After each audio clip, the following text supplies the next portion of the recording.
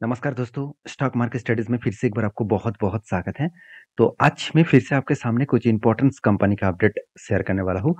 तो इस वीडियो को पूरा लास्ट तक ज़रूर देखिएगा, क्योंकि इस वीडियो के अंदर सिर्फ कंपनी के डिटेल्स नहीं, उस कंपनी के टेक्निकली चार्ट पैटर्न के बारे में भी चर्चा करूँगा कि कौन-सा लेवल में मैं खुद एंट्री लिया हूँ और कहाँ तक मेरा टारगेट रहेगा और कौन-सा कंपनी के ऊपर अभी भी एंट्री लेवल नहीं बना, बनने का चांसेस है, जो मैं आपके साथ इसीलिए शेयर करूँगा क्योंकि आपको भी सीखने को मौका मिले।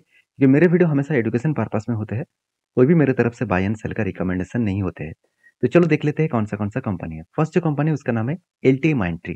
देखिए एलटीई माइंडट्री एक देखा जाए तो एक ऐसी कंपनी है जो आईटी सेक्टर के जितने सारे large cap type categories company है, उसमें उस कैटेगरीज़ के अंदर कंपनी का नाम दाखिल हो चुके हैं।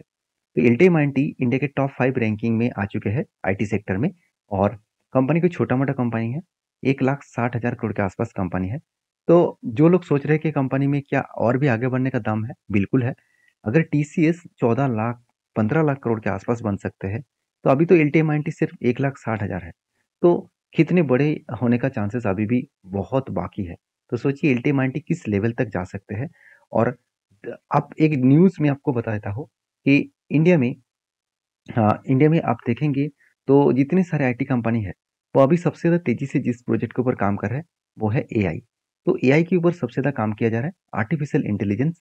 तो आर्टिफिशियल इंटेलिजेंस के ऊपर बहुत तेज़ी से इसीलिए काम हो रहा है क्योंकि सिर्फ इंडिया नहीं, ऑल ओवर ग्लोबल मार्केट इसके ऊपर काम कर रहा है क्योंकि बहुत तेज़ी से इस सेक्टर के ऊपर काम हो रहा है क्योंकि आर्टिफिशियल इंटेलिजेंस का अगर जिस तरीके से आज डेवलप हुआ है, अपकमिंग टाइम्स में और भी ज़्यादा डेवलपमेंट हो जाए, तो बहुत काम आसान हो जाएगा, बहुत तेज़ी से काम होने वाला है।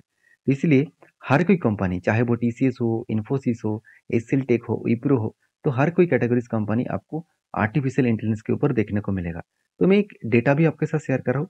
तो वर्ल्ड के सबसे बड़े चिप मैन्युफैक्चरिंग कंपनी है एनवीडिया, जो एक बहुत शानदार तरीके से ग्रोथ देखने को मिला। सिर्फ 1 मंथ के अंदर-अंदर इंडिया के जितने जीडीपी है, हाँ, उस बेसिस में कंपनी का ग्रोथ देखने को मिला। तो एनवीडिया कितने बड़े कंपनी आप सोच सकते हैं। तो उसके साथ बिग डील टीसीएस के साथ होने वाला है और इस तरीके से बातचीत आया था। तो बड़े से बड़े आईटी कंपनी उसी तरीके से प्रोजेक्ट के ऊपर काम करना चाहते हैं, तो उसमें से डायरेक्टली एलटीई माइंडट्री को भी फायदा मिलेगा। और एलटीई माइंडट्री एल&टी ग्रुप की कंपनी है और एल&टी ग्रुप कोई छोटा-मोटा ग्रुप नहीं है। इस बात को आप समझना पड़ेगा क्योंकि एक कांग्लोमरेट ग्रुप है। तो कांग्लोमरेट जो ग्रुप है उसमें एलटीई माइंडट्री को एक पॉजिटिव थिंकिंग से देखा जाता है क्योंकि इस कंपनी का जो ग्रोथ है मैं आपको बता दूँ, कंपनी के जो क्वार्टरली रिजल्ट है वो आप देखेंगे तो सेल्स में आपको कभी भी कमी आपको देखने को नहीं मिलेगा। कंटिन्यूअसली सेल्स ग्रोथ होता देखने को मिले और सेल्स बढ़ने के बाद कंपनी के जो एक्सपेंस है, वो एक्सपेंस को भी कंपनी अच्छा खासा यहाँ पे मेंटेन्स किया। एक्सपेंस को कंपनी अच्छा खासा यहाँ पे कंट्रोल किया। तो एक्सपेंस कंट्रोल करने करने के बाद कंपनी का नेट प्रॉफिट 1000 करोड़ से 1169 करोड़ तक देखने को मिले। तो अलग लेवल का एक प्रॉफिटेबिलिटी ग्रोथ देखने को मिले और नेट प्रॉफिट एक अलग लेवल का ग्रोथ यहाँ पे हो चुके हैं। बाकी इस कंपनी के ऊपर एज ए इन्वेस्टर, प्रोमोटर से लेकर एफएसडीएस पब्लिक हर किसी के पास आपको इन्वेस्टमेंट देखने को मिल जाएगा। तो बेस्ट तरीके से एक इन्वेस्टमेंट इस कंपनी के ऊपर इंस्टीट्यूशन करके रखे हैं। क्यों रखा है? क्योंकि कंपनी की जो परफॉर्मेंस है वो बहुत शानदार तरीके से हो रहा है क्योंकि यहाँ पे एक नोटिस करेंगे आप कि जो म्यूचुअल फंड कंपनी है, जो म्यूचुअल फंड ने कितना निवेश किया? म्यूचुअल फंड टोटल डीएस ने निवेश किया कितना? 12%। इस डीएस के अंदर म्यूचुअल फंड कंपनी है, जैसे आप देख सकते हैं। तो इस टोटल म्यूचुअल फंड कंपनी मिलकर जो टोटल फिगर आउट यहाँ पे देखने को मिले हैं, अगर वो देखेंगे तो लास्ट नवंबर से लेकर दिसंबर जनवरी तक कंपनी के ऊपर बिग बिग आपको लॉसेस देखने को मिले हैं। तो बिग बिग लॉसेस आपको देखने को मिले और इस लॉसेस नहीं, बिग बिग आपको सेलिंग देखने को मिला। तो सेलिंग जो प्रेशर बनता हो देखने को मिले, बहुत सारे लोगों को यही डाउट हो चुके हैं क्या कंपनी यहाँ से बड़ा फल दिखाएगा? ऐसे बिल्कुल नहीं। कंपनीज के ऊपर अगर टेक्निकली चार्ट पैटर्न के बारे में बात करूँ, तो देखिए बड़ा फॉल नहीं दिखा है कंपनी के ऊपर, एक बहुत बड़ा अपट्रेंड दिखा। जिस टाइम में कंपनी के ऊपर सेल ऑफ हो रहा था, उस टाइम में ही देखिए कंपनी के ऊपर एक बिग जर्नी हुआ और टारगेट को वो अचीव किया। तो इसको कहा जाता है कफ विथ हैंडल पैटर्न्स और वो भी कंप्लीट हैंडल पैटर्न्स क्रिएट हुआ, उसके बाद रिटेस्ट किया, उसके बाद देखिए टारगेट को अचीव किया। और मैंने आपको ये भी बताया कि ये जो रेंज बना, ये रेंज बहुत शानदार रेंज बना है क्योंकि इसका प्रीवियस एक स्विंग हाई है उसके बीच में कोई भी यहाँ पे एक रेजिस्टेंस आपको नहीं दिखेगा। तो जो लेवल यहाँ पे ब्रेकआउट हुआ था, उसके बाद कोई भी रेजिस्टेंस नहीं था, तो इसीलिए आसान तरीके से वो टारगेट को अचीव किया। हाँ, आप बोल सकते हैं कि यहाँ पे सर इस लेवल में जाकर क्यों रुक क्यों गया था? क्योंकि इसी लेवल कंपनी के लिए एक स्ट्रांगली यहाँ पे क्या था, एक स्ट्रांगली रेजिस्टेंस था। तो उसी लेवल को ब्रेक करने के बाद कंपनी जर्नी दिखा। अभी देखिए एक बड़ा सा धमाका होने का चांसेस है, क्योंकि कंपनी के ऊपर जो पैटर्न यहाँ पे क्रिएट हो रहा है, अगर इस पैटर्न को फॉलो अप करेंगे तो यहाँ पे क्या बना, एक शोल्डर बना। और दूसरी बात यहाँ पे क्या बन रहा है, यहाँ पे फिर से एक बार शोल्डर बनने जा रहा है, तो शोल्डर के बाद शोल्डर बना, फिर से एक बार यहाँ पे देखेंगे तो एक बिग क्या बना, एक कप बना, सॉरी एक हेड बना। उसके बाद फिर से एक बार क्या बना, एक शोल्डर बना। तो दूसरी बार शोल्डर बना है और तीसरी बार यहाँ पे और एक बार शोल्डर बनने जा रहा है। तो इस शोल्डर पैटर्न अगर कंप्लीट करे, यहाँ पे ब्रेकआउट किया, तो एक बड़ा सा मोमेंटम फिर से देखने को मिल सकता है। इसके लिए इंतजार करना पड़ेगा। तो फिलहाल के लिए मेरा कोई एंटी लेवल्स नहीं है। जब इस एंटी लेवल्स को ब्रेकआउट करेगा तो मैं जरूर कुछ डिसीजन लूंगा और आपके साथ भी शेयर करूंगा। नेक्स्ट जो कंपनी है उसका नाम है बर्जर पेंट। देखिए बर्जर पेंट आप सभी जानते हैं, इंडिया की एक पॉपुलर पेंट इंडस्ट्रीज कंपनी है। तो इस कंपनी के दो खासियत पॉइंट आपको बता दूं। बर्जर पेंट इंडिया के पॉपुलर पेंट कंपनी होने के बाद भी कंपनी जिस तरीके से ग्रोथ होना चाहिए था, अपकमिंग कुछ टाइम्स में कंपनी में उतना ग्रोथ नहीं हुआ। अगर आप चार्ट पैटर्न को देखेंगे तो बहुत दिनों तक एटलीस्ट 2022 से लेकर 2023 के एंड तक कंपनी एक ही रेंज के ऊपर काम कर रहा है। और एक ही रेंज के ऊपर काम करने के बाद फाइनली यहाँ पे एक ब्रेकआउट मिला था। कुछ इस तरीके से ब्रेकआउट मिला था, एक कप बना, उसके बाद एक हैंडल पैटर्न क्रिएट हुआ। तो कप विथ हैंडल पैटर्न बनने के बाद यहाँ पे क्या हुआ, ब्रेकआउट हुआ।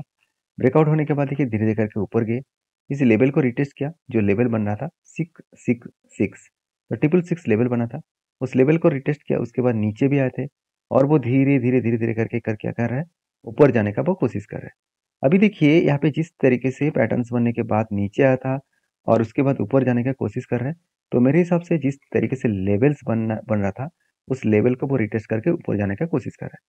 वो लेवल कहाँ तक जाएगा, अगर हायर साइड तक जाए तो 740 लेवल तक मेरा टारगेट है।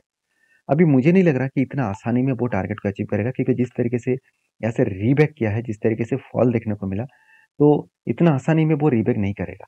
क्योंकि कंपनी का जो रिजल्ट बना है आप वो देखेंगे तो इस बार सेल्स में थोड़ा सा कमियां देखने को मिला, क्योंकि पिछले बार के सेल्स की तुलना में इस बार सेल्स ज़्यादा हुआ, मगर पिछले क्वार्टर को बीट नहीं कर पाए।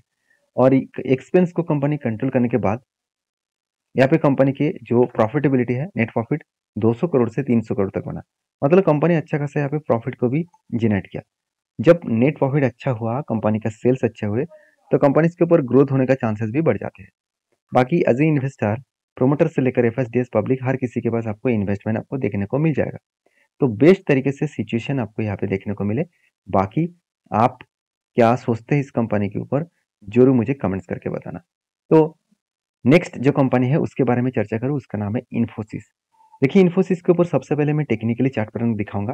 देखिए बहुत दिनों के बाद मुझे और एक ट्रेड मिला, क्योंकि और एक ट्रेड का मतलब है मैं पहले भी यहाँ पे एक ट्रेड लिया था।